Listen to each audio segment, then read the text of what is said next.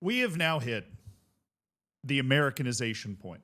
I've been waiting for it. I've been waiting for the moment where it clicked in my brain because I am fortunate enough to exist in a very unique space. I talk about this space sometimes because a lot of the people, when I was born in the United States and kind of grew up in the United States that were super into soccer had and I'm saying soccer because we're talking about it in the United States here, so leave me alone. Right? It's not like we say it, ironically in the U.S. I didn't know it was called something else until I was 13 or 14 years old. But in soccer in the United States, a lot of the people that were super into it growing up were kids of immigrants from areas where soccer was very popular or had family from those areas or whatever. Right? And over the last 20 years, that has changed dramatically. There is a huge contingent of people whose families either come from a part of the world that is not into soccer or whose families go way back in the United States that have just really gotten into soccer anyways. Me being part of that. You know, I remember when I was a little kid, kids in the United States is kind of cool. Oh, my parents are from this place. I had none of that going on.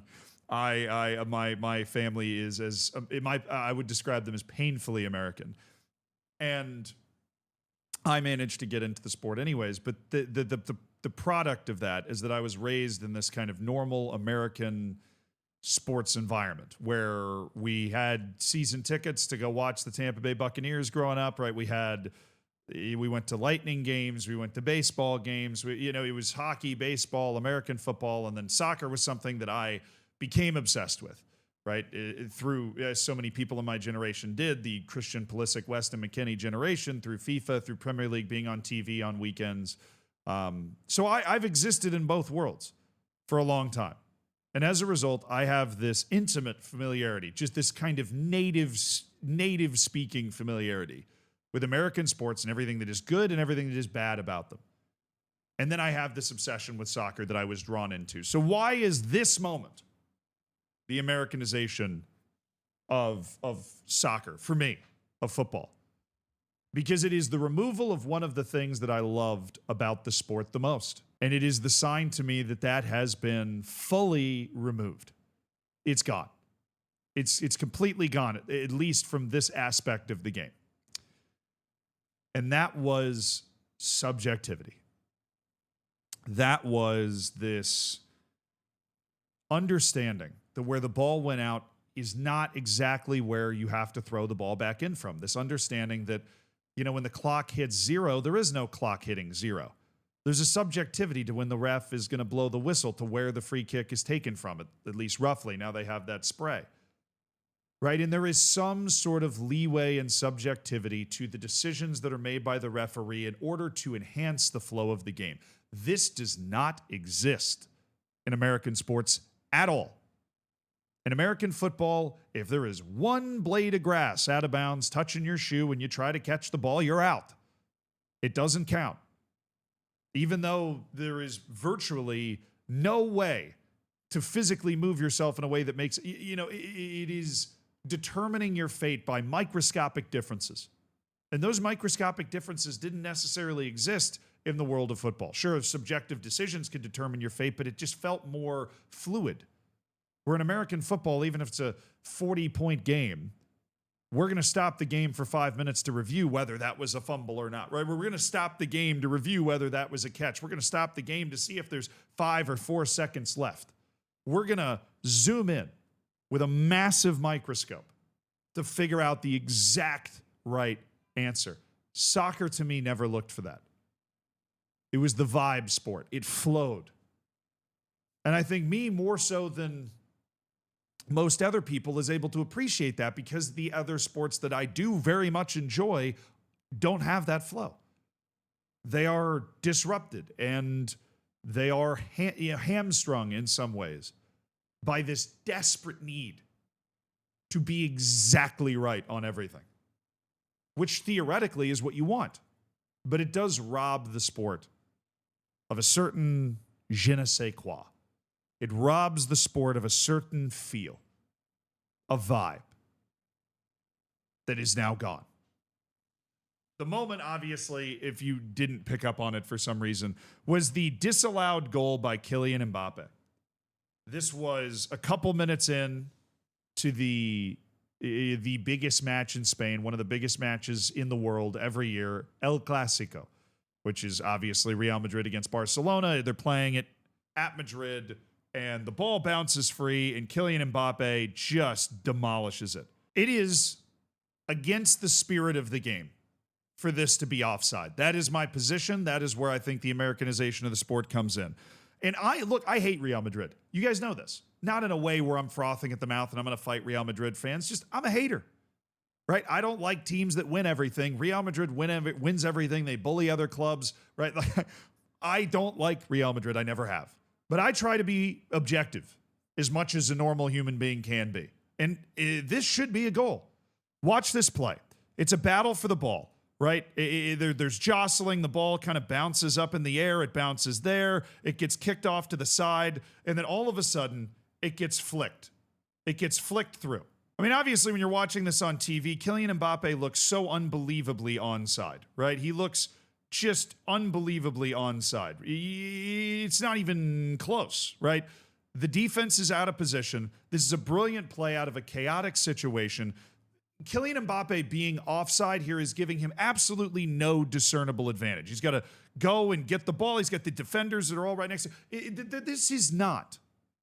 It's not offside, right? In the way that the rule was intended to be written. I know the letter of the law. I come from a family of lawyers. I understand the principle of the letter of the law, and that's why lawyers are needed in the first place to parse this stuff. But football is not law. It's a sport. And the rules are designed, in theory, to enhance the sport, to provide us with a fair outcome of which team is able to fairly put the ball into the back of the net better than the other team. And this, which ended up, by the way, he just rips it into the bottom corner if you hadn't seen the goal. It's judged to be offside, but it takes seconds of looking at this image to discern that it's offside. And I know that there's going to be a contingent, that there is a contingent of people that will go, you know, Barcelona fans and people that aren't Barcelona fans that will go, that's the rule of the game. That's the way that we should be applying the rule of the game. I am not comfortable with, I'm just not comfortable with such a beautiful flowing sport that is so subjective and so vibe-based, having moments decided by this. I don't think VAR is a bad thing. I think it is there to correct obvious errors. Is this an obvious error? I mean, if we're applying this principle to a penalty tackle, this is not an obvious error. This is just, this is a difference that it's that. It's right there. You have to zoom in to see it. It's that piece of his shoe that's offside. That no human being or player is going to be able to accurately account for over the course of a match. And it's not even one of those plays where Kylian Mbappe is breaking the line on a sprint where that offside obviously is going to matter because they're trying to offside trap him. He's standing there waiting for the ball. And I'm comfortable that 100 times out of 100, the linesman is not calling this offside before the existence of semi-automated offside, before the existence of VAR. I feel very confident in saying this would never, ever, ever be called because it doesn't look like offside. It doesn't feel like offside because of the way that it occurred in the flow of the match. And yet, by half a toenail, it is factually offside. So what's the solution here? Obviously, once you have semi-automated offside introduced and you're able to automate this process, this is the only way to apply it. And I don't think there is a solution. I'm just not going quietly into that good night of losing a piece of this sport that I fell in love with for, you know, one of the reasons I fell in love with it seems to be disappearing. I don't come with you. I don't come to you with answers. I come to you with the fact that this was the correct call, correctly made. It just doesn't feel right to me.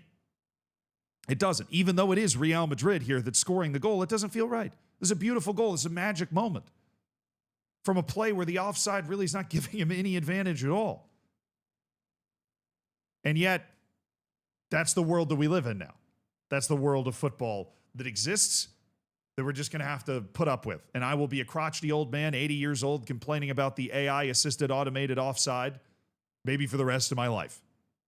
Anytime there's a call, can you imagine losing a match because of that margin?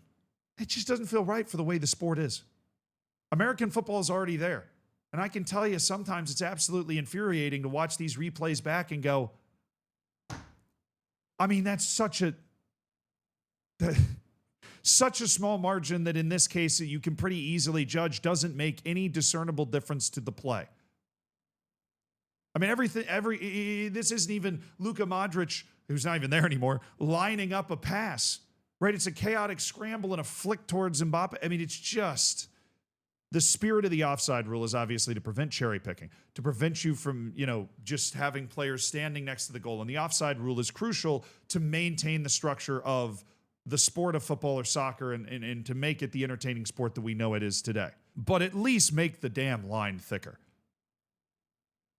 Because, the problem is, even if you do that, then there's going to be somebody that's this half an inch away from the thicker line without getting rid of semi-automated offside. I've tried. I just tried again. There is no way to solve the problem that I feel like there is. That the inevitable advance of technology has robbed us of the art and the flow of football to some extent. And it's only going to get worse. It's not going to get better.